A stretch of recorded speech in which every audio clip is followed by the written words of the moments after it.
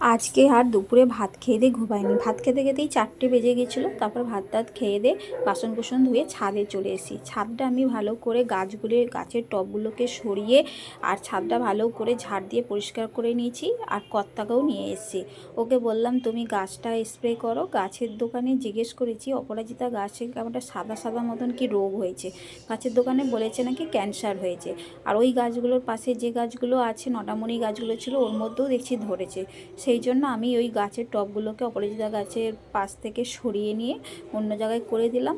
আর রূপমের বাবাকে বললাম তুমি গাছগুলো স্প্রে করো আর আমি গাছের গোড়াগুলো একটু ফুটিয়ে দিই, কেন গাছের গোড়াতেও একটু করে দিয়ে দিতে বলেছে। আমি বললাম সব গাছের গোড়াতেই একটু একটু করে দিয়ে দাও, যাতে যে গাছগুলোই ধরেনি রোগ, যাতে না আর রোগ আসতে পারে, তার আগেই ব্যবস্থা নিয়ে নেওয়া ভালো। দেখো এই কাজগুলো করতে করতে, এখন তো শীতের বেলা, এই কাজগুলো করতে করতেই সন্ধ্যা হয়ে গেল।